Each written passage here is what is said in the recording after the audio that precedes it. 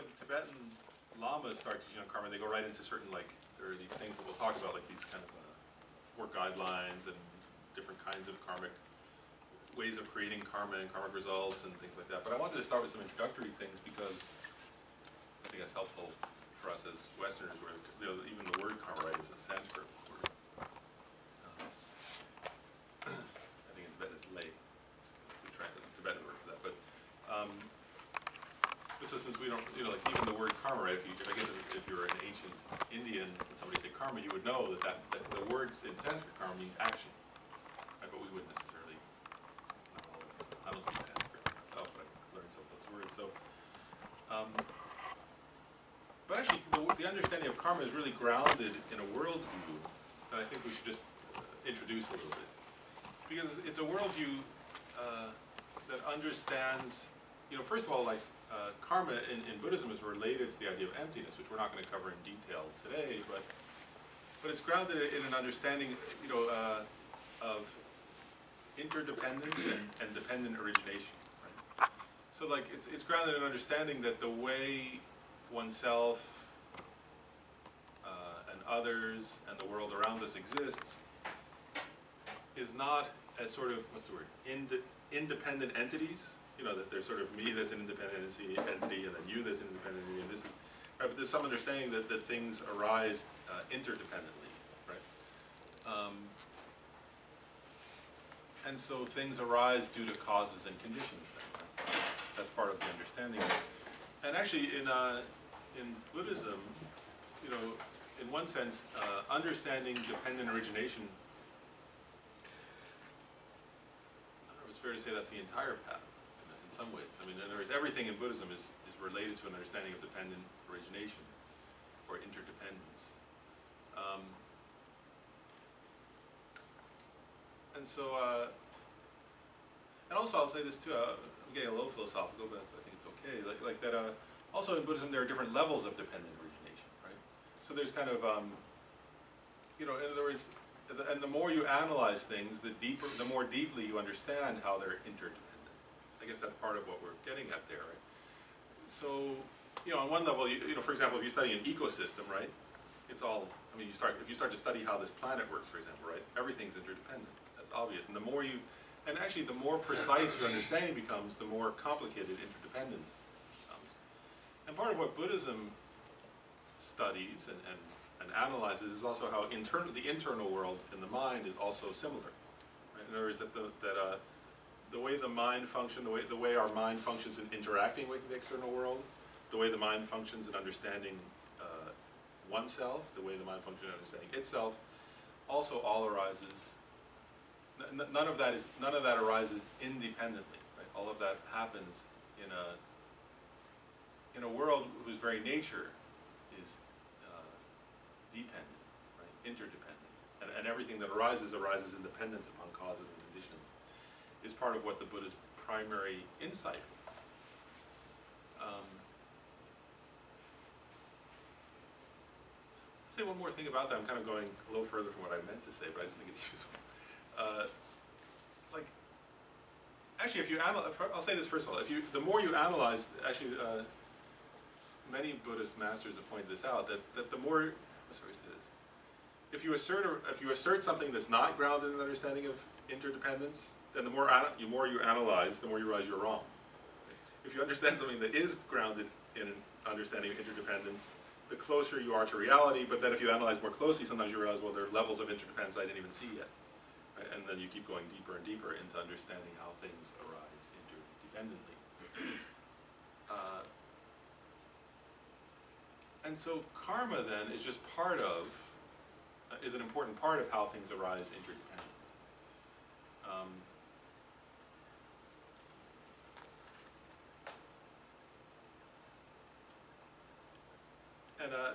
But I guess I'll say this too, so karma is one level of interdependence, or one part of the process of interdependence. And then I guess the next thing I'll say about karma is this, so karma is particularly concerned with what makes people, or sentient beings, not just humans, right, happy and unhappy. That's part of the So there's what kinds of actions lead to happiness and what kinds of actions lead to suffering. Is really why teachings on karma become important. And so there are a lot of different ways to present karma, and we'll look at karma from different perspectives, but I thought the first starting point is this. I wanted to actually quote Nagarjuna, who is probably after the Buddha himself, probably the greatest Buddhist philosopher ever.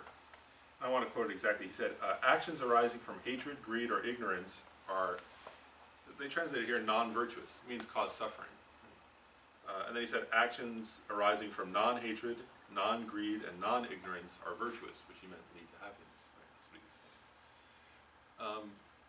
So the point there is this, some of the guidelines on karma we'll go through are more like behavioral, right? Like, for example, what's the karmic result of killing, something like that, right? But actually, Nagarjuna here I'm starting with, I guess you're not supposed to, I'm starting with a more subtle and then I'll get to the simpler. But Nagarjuna, right, is pointing out that karma is mainly determined by the motivation or by the state of a person's mind when they're doing an action, right? Because, you know, in that quote, right, he's saying if you're doing an action and it's not, if it's motivated by non-hatred, he's talking about love, right? He's saying if you do an action grounded in an experience of love, that won't lead you to suffering. If you do an action grounded in anger, it will lead you to suffering. That's Nagarjuna's assertion there. So part of this then is that ultimately you can't really judge anybody, including your own. First of all, you can't ultimately ever judge somebody else's karmic action because you don't know their state of mind. Right? You can surmise it, you can guess at it, you can assume certain things, but unless you're clairvoyant, you don't know for sure. Right? But also for your own karmic actions, right? If you want to be introspect and understand, then you have to analyze your own state of mind. Right? That's pretty clear then, right, from what Nagarjuna is saying. And so, you know, it's a little tricky, right, because sometimes you may, like, do something that looks nice, right? Like, looks like a kind action, and think, oh, you know, you could think, oh, that's positive, right? But what Nagarjuna is saying there is that if you're doing it, let's say out of a greed for others' positive opinion of you, right? Maybe I'm getting something subtler than just like greed for money, right? But if you're doing the action because you want people to think you're great, then that, according to Nagarjuna's definition, that wouldn't be a positive action, right? Whereas if you're doing something that looks harsh, but you're doing it out of love, right? You know, like a parent, let's say, out of love, like being a little stern with their child about something, then that can be quite a positive action. So you can't judge based on the tone of voice necessarily. You can't judge based on the external aspect as much as you can based on the internal. And I guess I'll say too, like, so then, like, how to work with our karma becomes, sort of say it, requires a lot of introspection. Does that make sense? Because you have to know your own state of mind. That's why we start off with meditation a little bit, right? Whereas if you're too distracted to the external things, then you don't even notice what you're actually feeling inside, so you don't know what the quality of your action is, right? So you have to slow down enough to understand. I wrote about this once.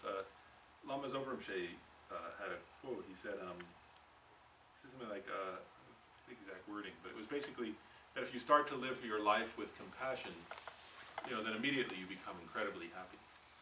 And I remember when I first read that, it was many years ago, I was stressed out, and like I was in grad school and working with developmentally disabled children. And I remember thinking, I was like totally stressed out the day I read that, and I thought, well, that's not true. Look, I'm doing all this stuff, like I'm trying to help other people, and I'm totally stressed out today. I don't feel happy. And I mean, later when I look back on that, I realized I was confusing, right, a behavioral, like in other words, I was acting nice. You know, there was no behavior, I wasn't hurting other people in any external way. But Lama Zopa was right and I was wrong. In other words, I wasn't having compassion in my heart. That's the problem, right? I was too busy, focused on external things at that moment to pause and actually cultivate compassion. And so I was stressed out because I wasn't actually feeling compassion. Does that make sense? So, to me, that was a good teaching on karma. Does that make sense? Like I thought, oh, I'm working so hard to do something positive, but actually my mind wasn't positive. And so it doesn't become a positive action. So your mind has to be positive for it to be a positive action. Does that make sense? So really and so this is like, if you think about it, you know, I was saying about interdependence, right? So I'm going to use a metaphor for a moment, but it's kind of like, what we're talking about is our internal ecosystem. Right? And in your internal ecosystem, the most important thing is motivation, actually. That's why we start every class with a little bit of thinking about our motivation. Is otherwise, actually, we can like stay here for 2 hours talking about karma and not make any good karma. You know, it doesn't become anything meaningful. Not meaningful, maybe a better way to say it, doesn't lead us to happiness, actually. And so on that subject, I'm going to keep going with that a little bit more. So I want to say this, like, so, you know, Nagarjuna kind of says it very simply, right? Hatred, greed, and ignorance, those are the 3 root delusions, right? But if you expand out what Nagarjuna is saying there, then basically what he's saying, right, is that an action done with an afflictive emotion, that's what they usually translate, klesha in Sanskrit. Any action done with an afflictive emotion is going to lead you to suffering. And any action done with a virtuous motivation, a positive motivation, will lead you to happiness. So I want to just think about that together, because this requires, like I was saying, this requires a fair amount of introspection. Because here's what's really important to understand, is that what is an afflictive emotion? So an afflictive emotion is a state of mind that does a few things. One is, when you're in an afflicted state, I'll take it, I mean, it could be greed, it could be craving, it could be, jealousy, it could, I mean, there are lists and lists of afflictive emotions in Buddhism to help with introspection. The lists are just to help you with introspection. Whereas those lists are like a mirror to look in. That's why sometimes people go, why does Buddhism have so many lists? But actually, like, this is a great example. Those lists are to look at yourself, right? So you're supposed to like read those only if you want to then meditate and go, wow, I thought I was really great, but now I notice that when I'm thinking I'm so great, I'm actually being prideful, and there are different kinds of pride, right? And go, oh, and that's the kind of pride I'm doing today. And, and then I stop doing that pride, and then I think, oh, I'm such a loser, and then I go from that to negative. That's a kind of pride too, right? That's called negative pride, where you then think I'm the worst, which is another distortion. So the point is that afflictive emotions do a few things. They distort reality, and they agitate your mind. So when you're in an afflicted state, you're doing both of those things.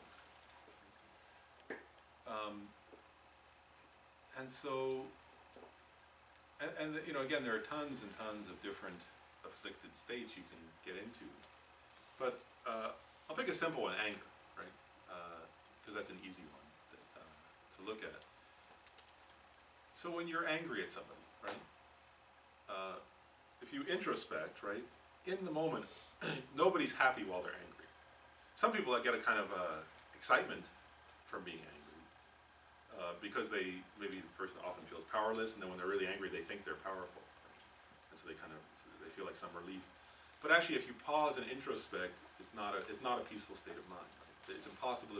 Actually, Shantideva says, if you really introspect, Shantideva points out some people they're so fast to get angry, but actually Shantideva breaks it down very slowly, and he says actually before you can get angry, you're unhappy, and then because actually nobody feels anger, or anger only arises out of the fuel of unhappiness. So first you're unhappy about something, and then you blame somebody or something else for feeling unhappy, and then you want to harm that other, right? Because you believe they're the cause of they're causing something negative for you. And so the whole time, while you're angry, your mind is agitated, right? And you exaggerate the negative aspects of whoever, I'll assume who, just for the sake of discussion, right? So whoever you're angry at, while you're angry, you're distorting and exaggerating their negative qualities, right? You're believing also, there's a false belief that if you could somehow, that this is going to help you, right? And if you could harm them, it would really help you, is actually the fantasy that underlies anger. Which again is not true. It'll harm you, right? Or harming them harms you, but you think it'll help you at that moment. And actually, if you check yourself, I mean, you know, I'm just asserting this, but you have to analyze for yourself, is that true when I'm angry? You have to go back and think, when I'm really angry, is that true? Actually, if you check, it will be, especially if you think of times when you're really angry, it is true, actually. When you're slightly angry, you may not be able to find those things, but if you go to the more extreme anger, you can see it, and then you'll get better at seeing it with smaller moments of anger. But, so anger, right? You start off unhappy, then you distort and blame somebody else. You distort and think harming them will help you. And your mind is agitated the whole time. Shanti Deva points out, he says you can't even sleep when you're angry. You can't enjoy food when you're angry. You can't, you know, everything gets, upset. And he says, and even your friends don't, if you're angry enough, they won't want to be around you, right? Because you're so unpleasant. So it ruins your relationships, right? So,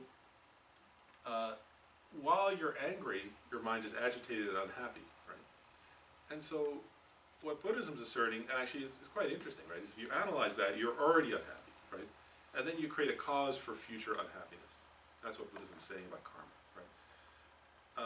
So if you're angry and then you do something, right, you do an action, well actually the anger itself is an action, it's a mental action, right?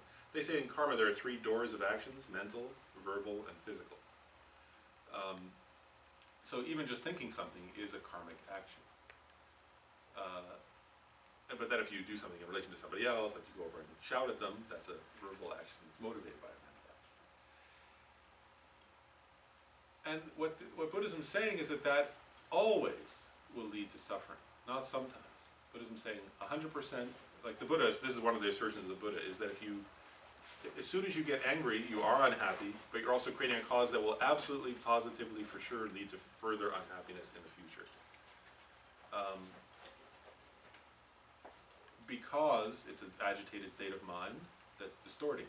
Right? And so it's going to create further distortions and problems and suffering for you in the future. And then Buddhism says the opposite, right? With Nagarjuna's other point, right, where he says non-hatred, non-greed. And so there I'm just going to take the example of love. Right?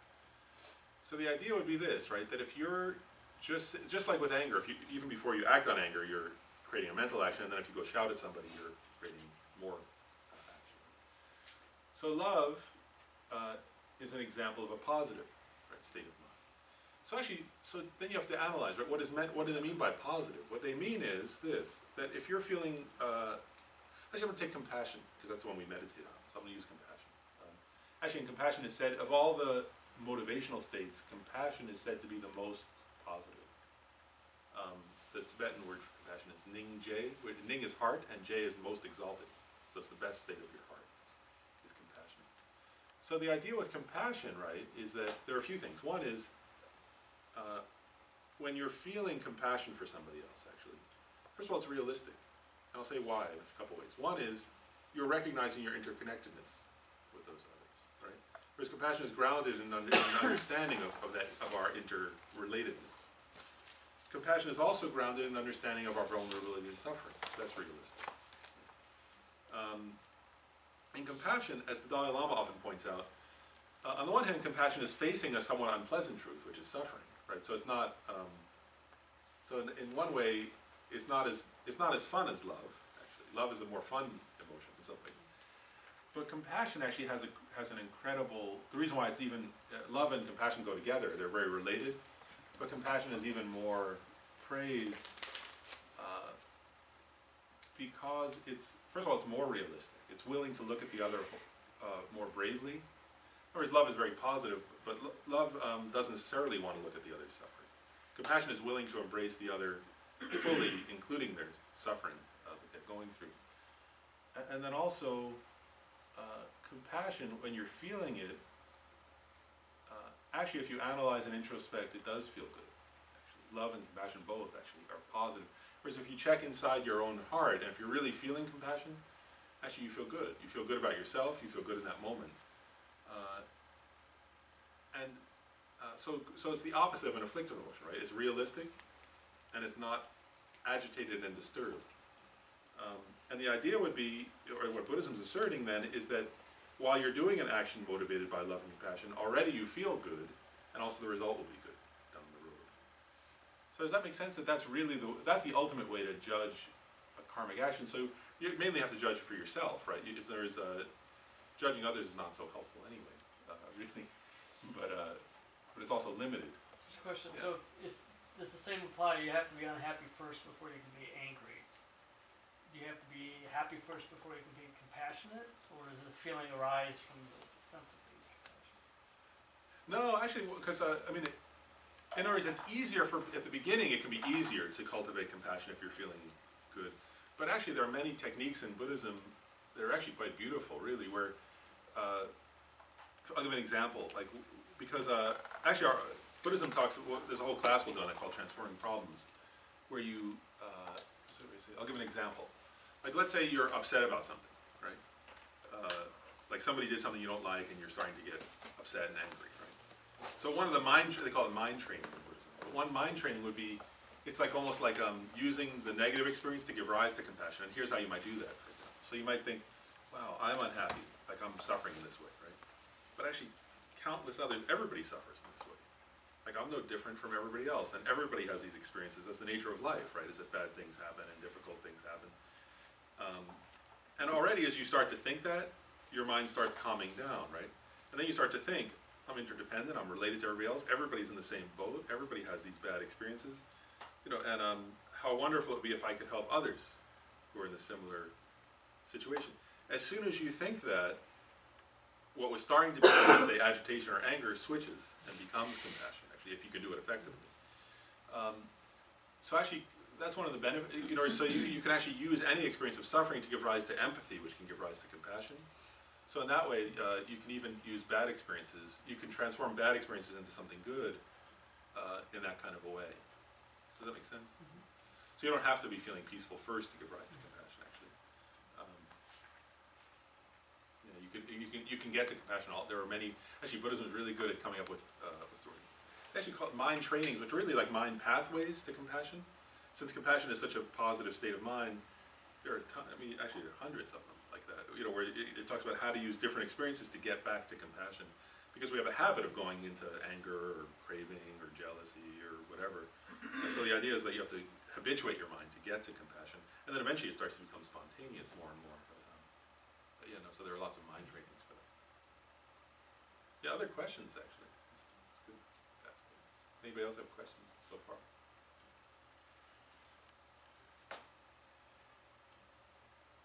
So maybe, actually maybe this would be a good point to do, like each class you try to do like a little bit of a group, like a small group discussion time. And then we'll come back, so maybe we'll do that, and then we'll come back and I'll go through some actual guidelines of karma, like explaining formally some Buddhist teachings on karma. But what I want to ask, because I think this point about introspection is very important, and so what I want to ask you to do is just for 15 minutes, break up into small groups of like 3 or 4, and just try to analyze, like, what I want to do is this, is like, two things. One is to analyze, think of real examples of when you were, you know, really craving for something, really angry about something, and try to analyze, because there's a part of your mind, actually, Shanti Deva said, although they want happiness, they run towards suffering. Right? And although they don't want, you know, although they want happiness, they destroy their happiness. And although they don't want suffering, they run towards suffering. That was actually the quote. And so, what Shanti Deva is pointing out is there's a part of us, of all of us, that thinks craving is good, greed is good. What's that? That's a movie. That's a line from a movie. Wall Street. That's it. You know, yeah, Gordon. There's a part of it that each of us has a Gordon Gekko inside. Whoever is that his name? That is it. And each of us has, you know, a part of us that thinks anger is good, right? That if I can get angry and if I can really beat my enemies, then I'll win. So what we want to do is just explore that a little bit together. Like, so look at examples of times when you've had, let's say with just greed, like greed or craving, like that kind of state of mind, or anger. And just like, again, you don't have to share anything you don't want to, you know, but to share some experience with each other of analyzing how does it work? In other words, does that lead to happiness or does it lead to suffering? And feel free to debate a little bit, like to say, no, I think it's good if I tell people off. You know, and see, is that true? In other words, does it lead you to happiness or not? You know, so I just think it's useful to explore that a little bit before we get into the deeper teachings on karma. So let's do that for 15 minutes. So from those group discussions, just briefly, any comments or questions? Any comments or questions from the group to the larger group? Or is it all? Anger doesn't lead to happiness. Couldn't find a case for that.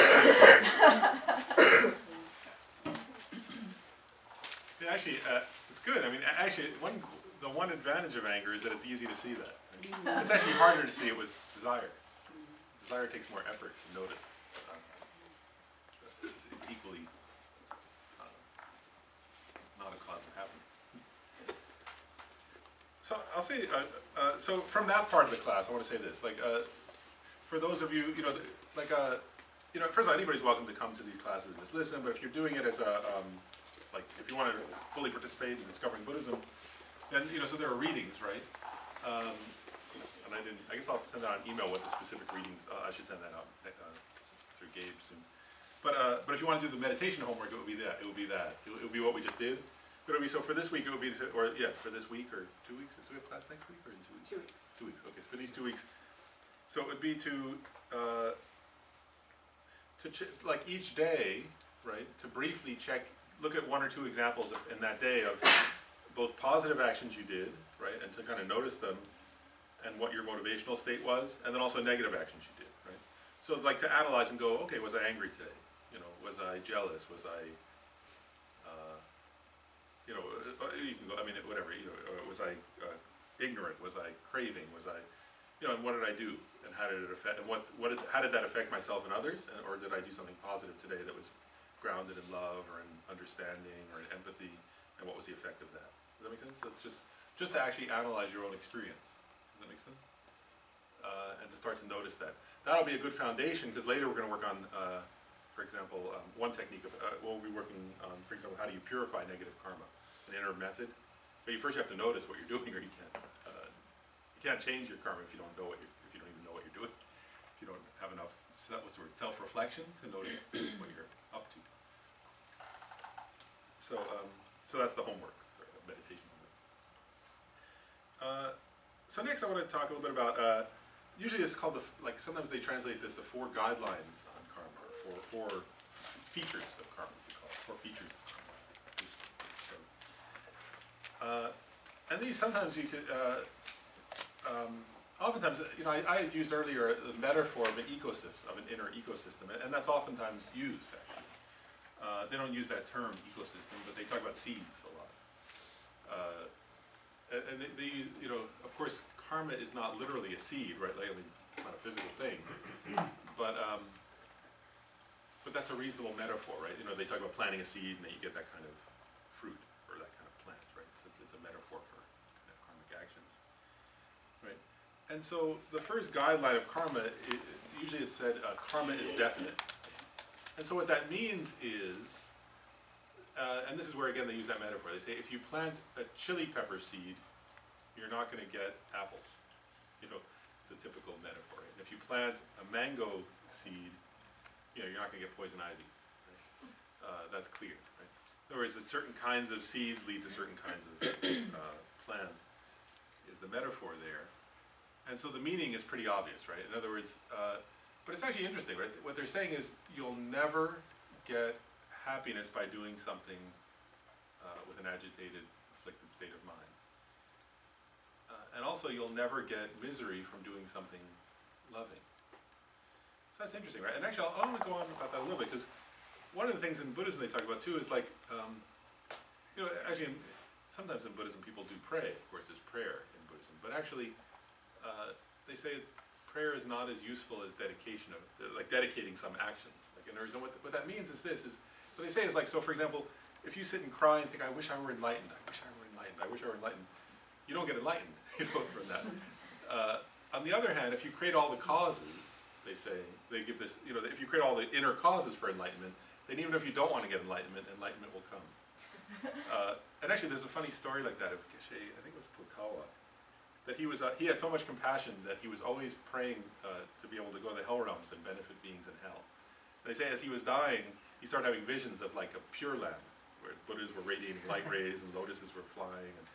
And he said, he turned to his disciples and he said, darn, I really wanted to go to hell after this life to help beings, but it looks like I'm going, and that his love, because he had cultivated love and compassion his whole life, he couldn't help it. In other words, like, what was manifesting for him was something very pure and beautiful, because he was really regretting not being able to go. But the point is like, if you create the right causes, you can't help it.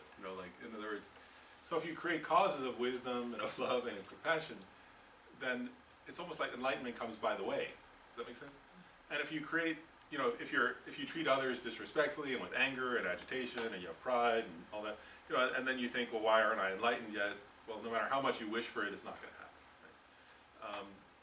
But even on a more mundane level, right? Like, you know, anger and hatred and things like that will never lead to happiness.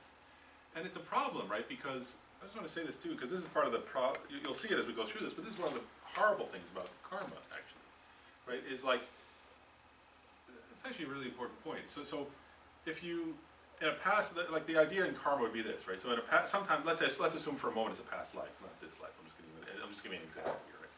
But you were angry and you treated somebody angrily, right? So in this life, you're walking along and suddenly somebody comes along and treats you bad, right? And you don't like it, right? So a feeling of displeasure arises. So that feeling of displeasure, like somebody treats you a certain way and you feel displeasure, right? So that they would say that feeling of displeasure is a result of a previous action, right? So the action in your past life, whatever, you did something, right? So you feel displeasure. So now you have a choice. This is where, so you don't have a choice in that, right? There's no free will in the person, or you couldn't say, I don't want them to come, you can say, I don't want them to come up to me and say something rude, but tough luck. You know, you created a cause. You know, they say, there's a metaphor for that too. They say, you know, if you build the bow and arrow and you put the target on your back, then don't complain. But anyway, so the feeling of displeasure you couldn't help, right? But now you have a choice. What am I going to do about it, right? And the problem is if you're habituated to anger from a previous life and from this life also, and you've been, right? Then you think immediately the thought comes: the solution to this problem. This person said something rude to me. The solution is to tell them off, and I hate them, right? And what are you doing? You're creating the cause for more suffering in this life and in future lives. That's the Buddhist point, right? That's what the Buddha is pointing out, is you can't help that something bad occurs sometimes, right? Because that, first of all, it's the nature of life on this planet. You were born on this planet because of your karma, and these experiences are going to happen. But now you have a choice, right? So the person says something rude, and you feel suffering, right? But now there's a difference between the suffering, which is not an action. The suffering is a result, right? In other words, that's just a result of something. Oh, that hurt my feelings, right? But now you have a choice, right? And so if you choose at that point to follow, let's say, a habituation that you have, right? First to think, this person's a jerk, how could they treat me that way, and I'm wonderful, and they don't realize it, and they're so stupid that they insulted me, what an idiot, and I wish they'd shut up, and then you start to tell them off, right? So then what's going to happen, right? First of all, you're going to get more and more agitated. From there, you're starting to get angry, right? And then the more you talk, they're not going to say, oh, thank you for telling me off. They're going to start saying more, and then your anger is going to increase, their anger is going to increase, right? And what that does, right, is first of all, it compounds the suffering, right? In the moment, you're compounding your own suffering, right? So you're adding to your suffering. And then the more you do that, right, then maybe that night you don't sleep well, and you have bad dreams, and then you're thinking, how can next time I'll say this to them, and they'll really, realize how stupid they are or something. And you start obsessing about that, right? So then you're suffering all that time. You're also causing them to suffer, right? And what the idea in Buddhism is saying is that therefore, first of all, next time you see them, you're going to suffer, right? And then also in the future, on and on in the future, you're going to suffer. So the point is that we think getting angry back is going to lead to happiness. It only leads to suffering. Does that make sense? But you have a choice, right? At that point, you could also practice patience, right? And you could practice compassion for them, and so on. And then you're creating a positive cause that even if it doesn't necessarily solve the problem immediately, actually it does solve the problem inside you immediately. It doesn't solve the problem for them immediately, but it does for you. And it leads you to happiness in the future. That's really what the teaching of karma is saying. So karma is definite. So it means like you have to, but this is important because you have to contemplate this one. These are points for contemplation. So you have to contemplate because there's a part, you have to like deal with the part of you that thinks, no, it's better to tell them off, right? There's some part of you that thinks that, right? Or that thinks, no, it's better to crave for what I want. Like there's things I want and I want to crave for them and I just want to do it because I think it'll make me happy, right? And so you have to analyze your own experience over and over and over because it's a habit, right? And it's hard to break habits. But if you analyze your experience and you keep seeing, wow, no, it really does cause me suffering. I really want to change that. I have to change that. That's my responsibility to change that. That's how you change your inner ecosystem and start growing, you're like weeding out the poison ivy and growing some apple trees or something, whichever metaphor you want to use. But you see the point there. In other words, so the point here is that it will never, again, you just have to contemplate over it. It's definite. That means if I do something with the wrong motivation, I'm never going to get what I want out of that, right? And I will only get what I want by cultivating a state of mind that's more peaceful, like the Dalai Lama says, right? If we want peace, we have to begin with inner peace or inner disarm. He actually called it inner disarmament. Right? He said, disarm your own heart, right? That kind of thing. Otherwise there won't be peace in the world if people don't have inner disarmament. So that's karma is definite, right? Is that every time you do something with an afflicted motivation, and also this is important with karma, right? There's nobody punishing you, right? There's the Buddhist view is not that there's somebody counting, or there's some like creator who's like mad at you and is throwing things at you for doing bad things. It's that's the nature. That's why they use the metaphor of seeds, right? It's this is just a natural. That what Buddhism is saying is this is a law of how the mind works, how your heart works, and how your psyche works. Whereas if you do that kind of thing, you're going to suffer. It's not that somebody else is imposing it on you. You're imposing it on yourself, actually, if you do that. And it's really a law, in other words, of how the psyche works. So in the same way, like if you plant, it's the same thing, right? If you plant poison oak seeds, and no matter how much you wish you would then have a crop of corn, it's just not going to happen, right? It's like that. In other words, if you do that in your own mind, you're going to have suffering, and so you have to take care of your own mind. That makes sense, right? So that's karma's definite. The next one is actually even scarier, or more positive, depending on what you do. But the next guideline, or the next feature of karma, is that karma expands or increases. And the metaphor, I'll give two metaphors for this one, because metaphors are good. One is a single spark can burn down an entire forest, right? I mean, a spark is tiny, right? But it can burn an entire forest. Another metaphor for that, I always think, actually, there's a traditional one, but I always think of when I used to live in for a few years I lived in Southern California. I remember there were tons and tons of eucalyptus trees everywhere. They smell so nice, And then one day somebody explained to me that somebody had brought just one or a few eucalyptus, some rich person had come from Australia, because eucalyptus trees are native to Australia, not Southern California. But somebody had thought they were very pretty and brought one back. And of course, it produced some seeds, and next thing you know, there's tons of eucalyptus trees all over Southern California, which are not a native plant. Right? So one or two little seeds can lead to an entire change of an ecosystem, right, in that area. So the idea is similar. Is what Tibetan lamas say is that just like that, karma the internal process with karma is similar, only more so, is what they say. And so the idea here is this, is that small actions lead to big results.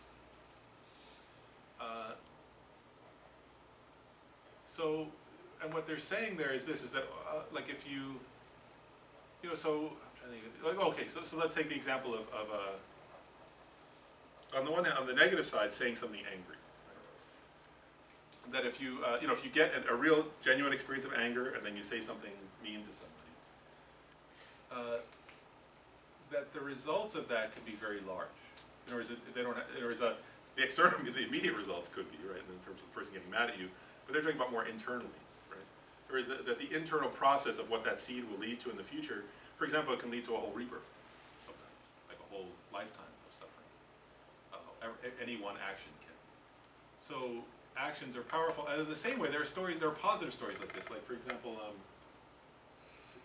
Shariputra, the Buddha's disciple, they say that one time in a previous life he was traveling and he stopped in an inn. It was like at the time of some previous Buddha and some other, I think it was on another planet in some other time, eon or something. But they say that he stopped in this inn and there was a little lamp, and through the lamp he could see this line drawing of a Buddha of that time period. And he just felt some kind of love, respect for that, or appreciation for that, the beauty of that image, and he went like this and said, wow, how beautiful, that's gorgeous. And then they say because of that he eventually became Shariputra. So the point is, if you plant a seed karmically, that it can lead to very, very large results over long periods of time. Because also, the Buddhist view, right, is that, actually, I'll say this too, this is kind of getting into, this is another point I want to make. I'm expanding now on that point, I'm adding a little bit. I should say, these are, totally traditional teachings. Now I'm sort of expanding on it a little bit, because I think it's we're Western, so it's maybe it helps to think about it this way. I want to say this too, I think oftentimes in our culture, there's kind of like, say it right. Either we think we're very important, or we think that everything we do has no meaning. Like, in other words, it doesn't matter what you do. And actually, what Buddhism is saying is everything you do is incredibly important. Buddhism is saying you're not that important, but everything you do is very important. I'm sort of being metaphorical. Your ego's not important, is what I mean there. But that everything you do has, because you're interconnected. In other words, because of that vision of interconnectedness I was talking about earlier, of interdependence and dependent origination, then the point is that what you do is incredibly important. And so what I'm getting at is this, is sometimes people think, oh, if I'm just sitting alone in my house, what I do doesn't matter. Who cares? Like, it has no impact. And what Buddhism is saying is it does have an impact, because you see yourself doing it. Right? And what you see yourself doing determines who you're going to become in this life and also in future lives. And Buddhism is also saying, because also you're, in some sense, you know, in one way you're empty of intrinsic reality, right? Buddhism says that. We'll get into the meaning of that some other time. But on the other hand, you're infinite in two ways. One is you're infinite temporally. Buddhism says you've existed since not you personally, but some continuum, right? Those seeds that there is a being, a conventionally existent being, has existed since beginningless time and will exist forever, actually. So what you do has infinite implications in that way. And also you're infinitely interconnected with others, right? So everything you think has infinite ripples of effect.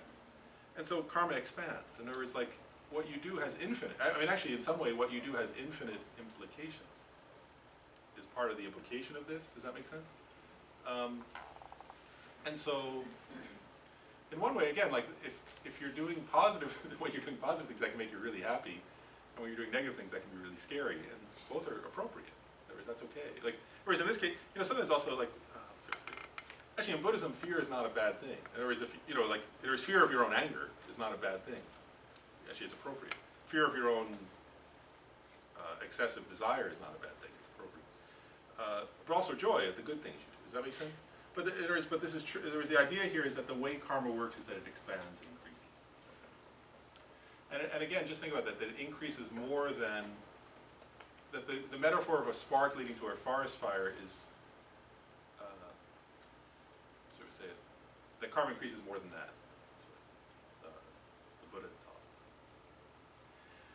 The next feature of karma that's taught is that you cannot meet with results without creating the causes of those results. So that means, the way you contemplate that one, that means in the present, whatever experiences you have, you create the causes of those. Right? So for us, actually, here, right, actually there's a lot to rejoice in. Because actually, you know, being who you are right now, according to Buddhism, is unbelievable. Actually. Like they say that Buddhism would say that for you right now to be a human being, right, with a brain that works, who can understand how to change your own mind, how to cultivate compassion, that actually you created a lot of good karma to be you. Right? And that actually Buddhism would say you worked really hard over a lot of lifetimes to become this kind of being. Because it's really rare, and actually, according to the Buddha, really, you have the best life form in the universe. That's what actually the Buddha said. That you personally, he said that there's no better life form. He said, like, for spiritual growth, there's no better life form than the one you have, and there's no better planet than this planet. Actually, it's as good as any place in the world because there's enough suffering here that you can develop compassion, but there's not so much suffering that you're always in absolute agony. And also you have enough intelligence, right? Like animals can cultivate intentionally. They can't like go out of their way to cultivate other states of mind. You have enough intelligence and you have an ability to self-reflect, and you're surrounded by suffering and you suffer, and yet you also have enough peace that you can reflect on your suffering. Does that make sense? So he said, like, it's very rare to have a mind that can understand and then also the right amount of suffering. Because actually if you have too little suffering, you don't develop compassion. And if you have too much suffering, then you're too sort of overwhelmed. So we have it just right. So the Buddha said that actually you have created huge mountains of merit, of good karma to be you. And what they say is but this chance doesn't come along all the time, so don't waste it. You know, that you have now, that this kind of life form, you can either like progress a lot, or you can waste it and not make good use of it. But that this life is actually very, very, very precious. So in terms of we cannot meet results without creating causes, actually we have a lot, there's those of us here, we can actually reflect on that one. First of all, we can have a lot to rejoice in. Great, wow, I've met a lot of good conditions. You know, like, because even on this earth, right, I mean, there are a lot of places where you would have no freedom. Most places, actually, you wouldn't have freedom, right? Most human beings on this planet don't have freedom to study and reflect on whatever they want to. Most are totally sort of restricted, actually. So you have so much, it's unbelievable, actually, right? You could actually study anything you want to, and you can think about anything. You're totally free, right, to talk about, think about, study, contemplate, meditate on anything you want to think about. So even, I mean, first of all, to be human is really rare, Buddha said. But then if you just look around this planet, almost nobody has that freedom. Right? Most people, right, I mean, right, the majority of people on the planet, I mean, the most populous country is China. Actually, we would be arrested for doing what we're doing now. We could be. If you were in China, you could be arrested for doing this. Right? The second most populous country is India, right? Huge numbers of people. I mean, of course, there are some parts of India where Dharma studied a lot, but there are huge areas where people are too poor. No freedom to even go a few villages away, or, you know, 4-hour drive away to study something. There's no freedom at all because of poverty in some parts. So, anyway, so it's unbelievable the freedom you have. You know, but then also you can contemplate this one of you can't be results without creating the cause. So a lot we can rejoice in, but then also you can, actually in Buddhism they say also that can be useful to contemplate when negative experiences come. In other words, so rather than sort of, how do I say this? Rather than being upset with other people that bad things happen, or rather than getting down on yourself, it's just to say, you know, actually, really the Buddhist view would become something like this. Well, of course those things happen. Like, if I'm an infinite being who's infinitely done infinite numbers of things, all kinds of stuff's going to happen. The point is to make use of it now while I have a chance. So it's like this point, because sometimes people mistake karma also for like sort of self-blame, like, oh, I'm so bad, I must have done something wrong. That's not the karmic view. The karmic view is really like, everybody's done all kinds of things, and that's like, you can't help that. It's like, now's the time, but it's like not to get, so, how do I say this though? It's like, so when bad things happen, not to get like, not to think that's something unusual. In other words, that's just the nature of being in a samsaric body. And so of course those things happen. Of course you create the causes for those. Like, so what? In a way. Like, that's not a big deal. The big deal is to do something with it, to make use of the experience in some meaningful way, especially through compassion. And again, that suffering, without suffering, you won't give rise to any compassion, actually. Because it's the basis for empathy. So anyway, that's that. And then the next one is, once a cause is created, the result doesn't get lost. So the meaning of that one is this, the metaphor is like, again with seeds, is that karmic seeds, first of all, don't, like, the idea in what the Buddha said is that karmic seeds don't get stale because of time, I guess is the way to say it. And that it just takes the right causes and conditions for a seed to ripen. You know, just like an external seed, right? Like, in other words, like the idea would be that the metaphor is like that, you know, you could have a seed for a very long time, and if it doesn't have any soil or moisture or sunlight, it's not going to germinate. When all those conditions come, then it will germinate. So the idea is that if you create a karma, you know, a karmic action, right, out of good or bad motivation, that goes with you until the circumstances are right for it to ripen. And so in one way, you know, if you create a positive karma and the circumstances aren't right yet for it to ripen, well, then you know it's there and you can be happy. But also that means that negative karma also stay with you unless you do something, and both can be, but unless you do something to destroy either one. I'll say that too. Positive karmas can be destroyed, and so can negative. Not really destroyed, but made ineffective. Actually, you can't destroy them really, but you can make them ineffective to ripen. The metaphor there is like burning a seed. If you burn a seed, it won't grow, right? Some examples are, if you do something like a positive karma, if after doing it you become enraged and rageful and hateful, it weakens the positive. If you don't dedicate properly, which we'll get into another time, then it weakens the possibility of that karma ripening. And negative karmas we'll get into in great detail how you purify them. So there's a way to purify negative karmic actions so that they won't ripen or won't ripen much, depending on how well you purify. And we'll get into that another time. So the idea here is that once a cause is created, it isn't lost unless you do something to lose it. Does that make sense? There are things you can do to weaken them, but if you don't do those things, then the karma continues on. Okay. So are there questions about any of that? Yeah, Matt. I have a question about what you were saying with before. I forget the exact example you gave, but like something you created like a certain karma in a past life, and then someone does something to you, Yeah. and then you tell them off, and that's creating more karma. I forget exactly what the situation was. My question about that, and this is kind of my question, one of my main questions about karma in general, is how would that be possible for like a mental cause you created to have like to cause something like material to manifest like that, or even just on like a mental aspect, like how would you're creating that action, making that imprint on your mind stream, create somebody else's mind stream to come do something to you? It's a good question, right? Like, so one thing that's important is this, is like, so there are some actions that are only mental, right?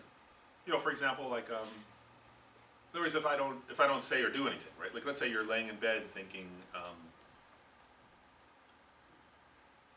well, I'll use the example, let's say with the example of anger, right? So if a person's just laying alone thinking about hatred, right?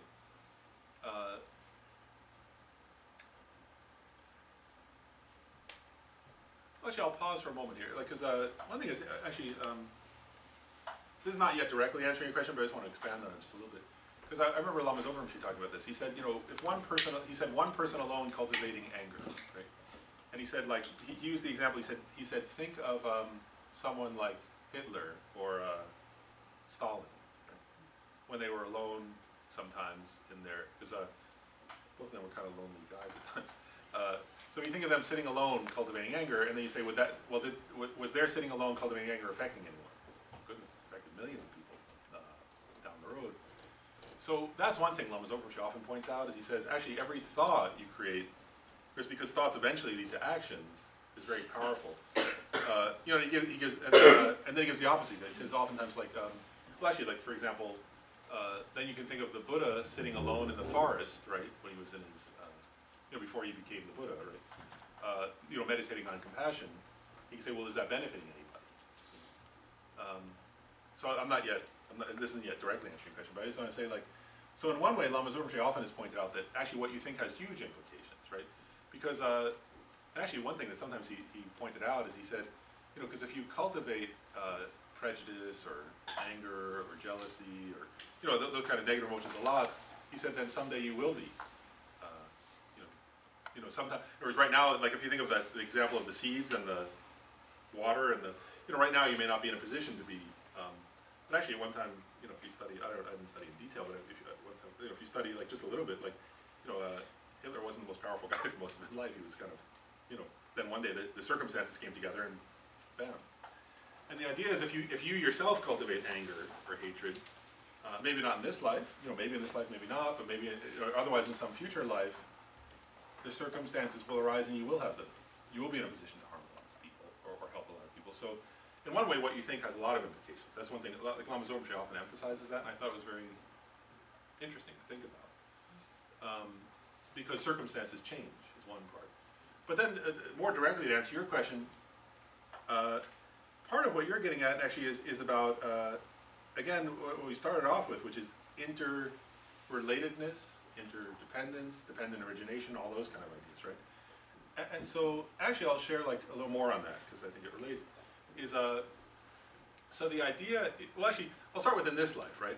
Like, if I walk up to a stranger, right, and actually, well, this is Washington, D.C. If I'm driving,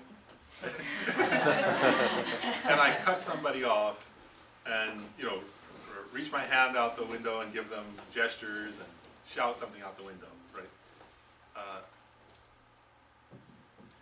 You know, like, for sure I'm influencing them at that moment. They're going to have some kind of reaction, depending on who they are. You know, they may chase me down, follow me and try to start a fight, they may shoot me, you know, they may go home and hit their kid, they may go home and hit their spouse, you know, or they may meditate on great compassion for me. But, you know, it depends who they are, right? But I'm influencing them in some way, right? That makes sense. Because it's relational, right? So what Buddhism is actually saying, right, is that that because they react, right? Like, so let's say I do that, right? Let's say I did that in a past life, actually. Or let's say I do it in this life, right? So I reach out, let's say I'm one of those rageful drivers and I do all that. And let's say the person gets really angry and develops a lot of hatred for me, you know, and tries to follow me and shouts out their window, and, you know, eventually then we separate, right? So the idea would be that out of my negative karma of anger or hatred, right, then I led them through interdependence with them, through our relationship, to also create negative karma, and it was relational. Right? And so the idea is, like, first of all, so in this life, if they see me again and recognize me, right, then there might be a problem, right? Because it's established an interdependent relationship with that person. So the idea is that that relationship then is established karmically between those two people. So then, let's assume I'm going to make up a story I'm going to make up an example now, right? Like, this is like some of this, I mean, I can't see how karma actually works, the subtleties of that, but there are stories in Buddhist sutras like this, right? So let's assume then that in some future lifetime, we've both taken rebirth in the same town, and I move in next door to them, right? What Buddhism, what the teachings on karma would say is that, you know, now like that seed of anger between the two of us, the circumstances are then ripe or possible for it to ripen, right?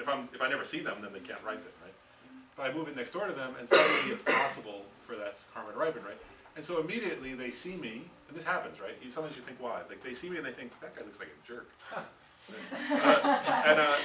You know, why does that happen? You know, there's that happens in life, right? You meet people meet somebody and suddenly think, this person looks really annoying. Somebody else looks at that person and thinks, oh, they're wonderful. You know, I want to marry them or something. One person looks, they're annoying. Something about this person. So the idea would be that that feeling is the result of a previous karmic relationship. And then actually it becomes, what Buddhism says, which actually is part of mind training then, is this, you know, so it's relational, right? But then what happens is, so then, let's say in this life, let's say in the past life I was rageful and I didn't practice any spiritual path, but in this life, let's say I'm trying to practice some dharma, right? And so I'm trying to practice patience, but they're angry at me from that past relationship, but I'm trying to cultivate some patience with them now, right? So part of the idea would be then that actually that I've created a lot of problems for them, right? In other words, I created a problem for them in a past life by being angry at them, then they got angry back at me, so they created bad karma, right? And then in this life, they're again having that experience because I started it though, right? But now they're having more problems. And let's say they're not practicing patience, right? So they get more and more angry and they start doing things to harm me, right? But I'm practicing patience. Then actually what the teachings on karma point out, which is true, right? Because karma is definite, and if you create a cause, right? So then they're leading me to enlightenment because one of the causes of Buddhahood is patience, right? So now that person is leading me to enlightenment because I'm practicing patience, but I'm leading them, you know, like to some horrible realm, let's say hell realm or something, right? Because they're cultivating hatred over and over again. Every time they see me, when they see my car, they think, oh, there's that jerk's car. I come in, they think, there's that jerk guy, you know, like, and like, so every day they're developing hatred in their mind. And so then, like their, what's the word to say? Their presence and anger is leading me to enlightenment, and my presence and just being myself, and because of what I did in a past life or something, is leading them to misery, right? And that's a relational issue. So the idea in Buddhism really there is that it's a relationship. Does that make sense? Just like in this life we have relationships that lead each other to happiness or suffering, that also well, the idea of Buddhism is those relationships, the relationships themselves don't continue, you know, in the sense of like if you're somebody's friend, you're not their friend automatically, you know, but the relational karma continues. Does that make sense? Yeah, that's the kind of the way. So it's a relational karmic thing, and there are a lot of examples the Buddha tells. There, oftentimes quite, like for example, like somebody doesn't like their neighbor, and then they take rebirth as the neighbor's dog, and then the dog is kicking the, whatever. Like, I mean, while their kid is, whatever. Like there are all these kind of weird stories like that the Buddha, because the Buddha could see that, right? So he would tell these stories. Oh wow, this person, they're holding the baby on their lap, and that baby was the person they wanted to murder, and there's all these kind of weird things that happen. Then later the baby goes up and gives them a really hard time, and they say, why is my kid treating me this way? Because of some relationship from a past time that they don't see, they can't see. The Buddha tells some story like, oh, this is because of that.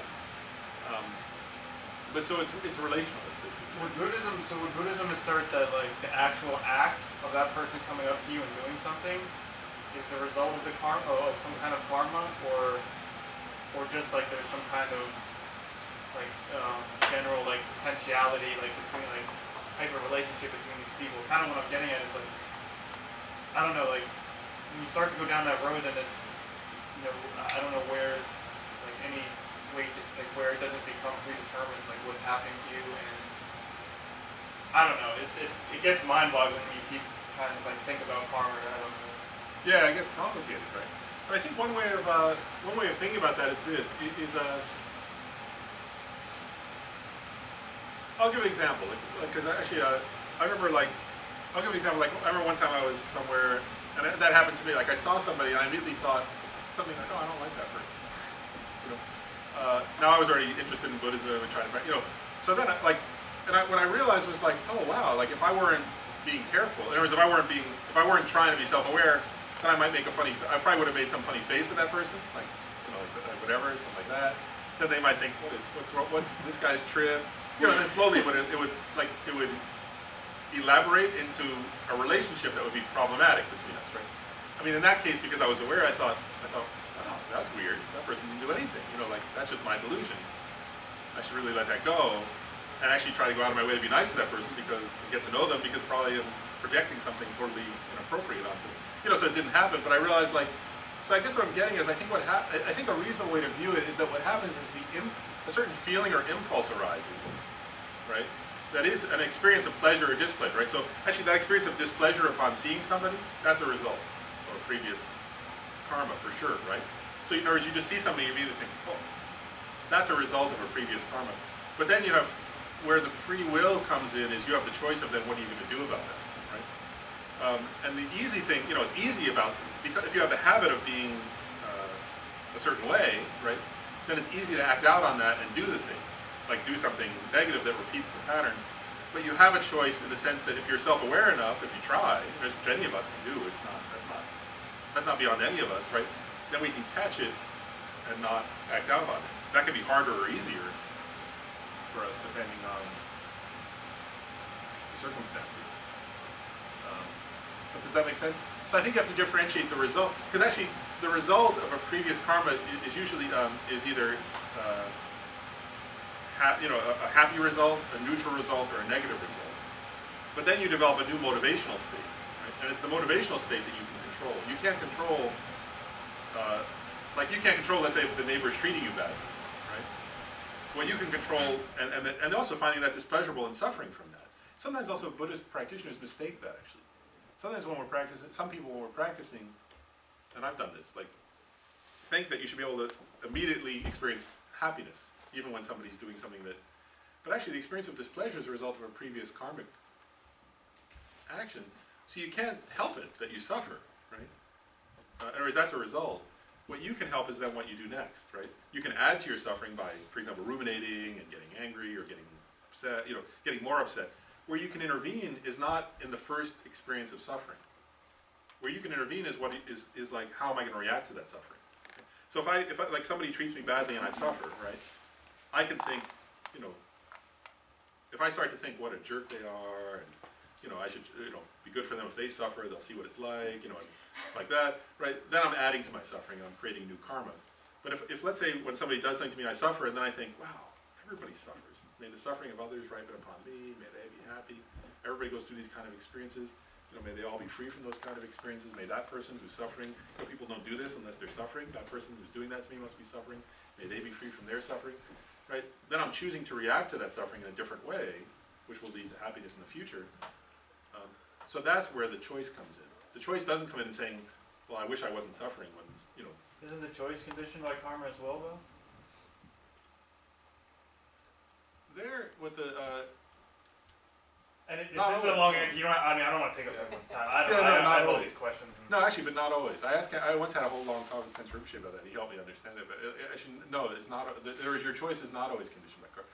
Sometimes it is, like, so for example, if you're in a certain kind of life form where you don't have the ability to think, Right. then it might be. But, actually, there are points where you have genuine choice and where nobody can know what you're gonna do until you do it. Yeah, so it depends, again, it depends on your life form. You know, like an alligator may not have much choice of what it does when it's hungry and, you know, some creature comes in front of it. But human beings do have a choice, and other creatures too. There are points where beings have choices. But I like his question because it really makes you think that, you know, the state at which I am right now is being created by causes and conditions. So my way of thinking also, so whatever view of reality I have is conditioned by my karma, my previous action, my present affliction and all of that. So I have a choice in choosing what I'm doing, but that depends of the state of my mind. So if the state of my mind is afflicted, then whatever I do is going to create negative karma. So the choice is somewhat limited to the state of my mind. So I can't cultivate my mind so I can make better choices of the action that I'm creating so that results in positive karma. But you know, if I'm not able to do that because my afflictions take over, then I do create negative karma. Is that something that relates? that's kind of to what I'm what thinking. I you're mean, saying? the way I look at is like, you know, it's a limited spectrum of what actual free will, what kind of choice you can make, and maybe just the path is just keep nudging it in a positive direction, so that spectrum moves more and more and more into a positive enlightened type direction. I don't know. Yeah, no, that's correct. Because if you think about it this way too, like, I mean, it relates to what I was saying earlier about, you know, no matter how much you say, oh, I just want to be enlightened, it's not going to happen, right? That's not a choice. Like, in other words, you know, there are moments where you could say, I wish, you know, I just want to be compassionate, but you're not capable, right, of generating compassion in that moment. But what you can, I want to say, I mean, so you're right. In other words, you have choices, but they're limited to your circumstances. But also part of what Buddhist practice is that Buddhism, actually what the Buddha taught, really, if you view it this way, most of what the Buddha taught was, in other words, if you go and meditate, right, and all these different, there are 84,000 different meditations, right, that you can, in other words, what the Buddha was teaching actually was how to give yourself more freedom to choose, right? So like that if you practice the path, then at each level of the path you have more and more ability to choose all different positive actions. And if you don't practice the path, then you don't have that freedom. You know, so for example, it was like it reminds me of like what Rinpoche said when he was in prison, right?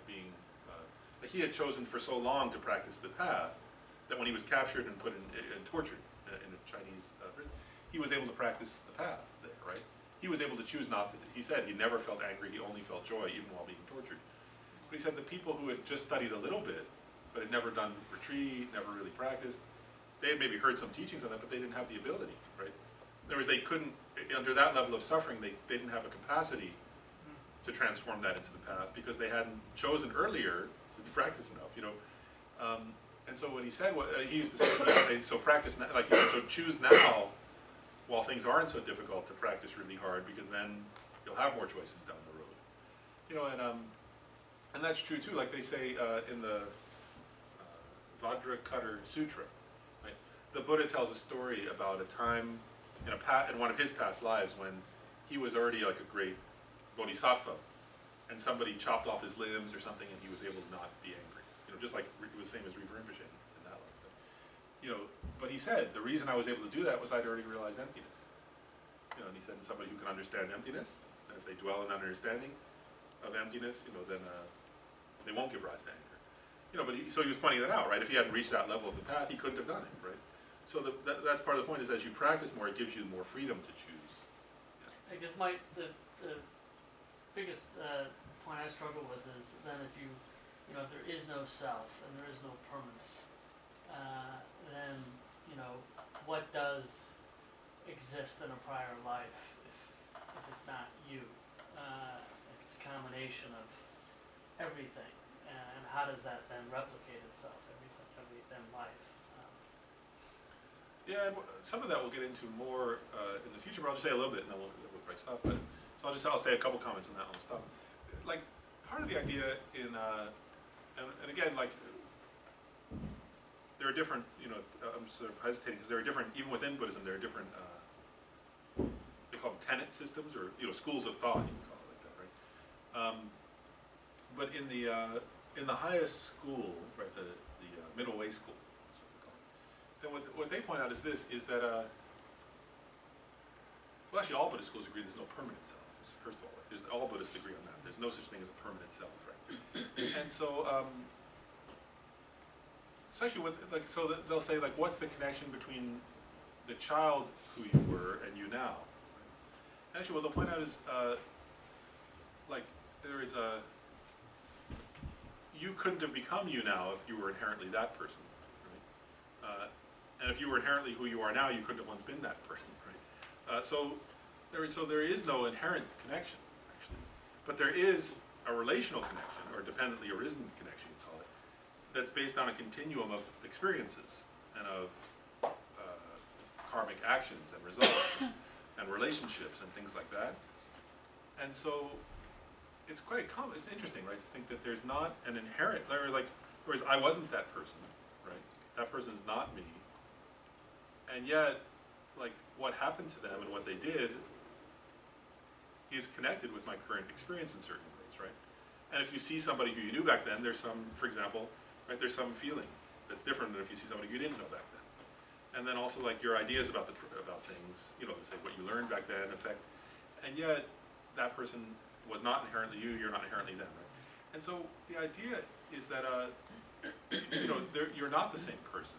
Like, in other words, like, somebody who did something in a past, let's say, somebody who's the same continuum as you who did something in a past life, you're not them and they're not you, but there's some relational connection in the form of a continuum. That's the way the Buddhist schools really view that. I don't know, does that partly answer the question? I guess we should stop. There's also they need the church, right? But let's actually, so with karma, though, what we usually would do, actually the Buddha taught this, so to make a karma positive, you set a good motivation. So we did that at the beginning today. Sorry we didn't meditate more, I intended to next time. We'll meditate on rejoicing next time. But let's just, so the last thing we do when creating good karma is dedicate the merit, they call it. And so, whatever good karma, whatever good seeds, whatever virtue or merit we created together, we can dedicate it. And they say that dedication is like if you have something golden. Kensei Rinpoche said, if you have some gold, you can turn it into a toilet, or you can turn it into a beautiful statue, and it's up to you. So let's not turn it into a toilet today. So we'll dedicate this merit so that that we may benefit ourselves and others, that we progress in developing more wisdom, more compassion, more understanding, more loving kindness, and that we may thereby free ourselves from creating negative karma and create more positive karma. That we may use that wisdom and skill to also benefit others, so that we can create, first of all, contribute as much as we can to more peace in this world, more kindness, more patience, and then also that we may progress to enlightenment for the benefit of all sentient beings. Also we can dedicate, may the supreme jewel of bodhicitta, where it's not arisen, arise and grow, where it has arisen, may it not diminish, but increase more and more. And then also dedicate, we could also dedicate for the long life of Dalai Lama, his wishes be fulfilled, and all the other enlightened teachers, may they live long and their wishes be fulfilled. May there be peace and prosperity, well-being. May all who are sick be healed. Where there's poverty, may there be enough people. Where there's anger, may there be patience. Where there's obsessive desire, may there be peace of mind. Where there's arrogance, may there be humility.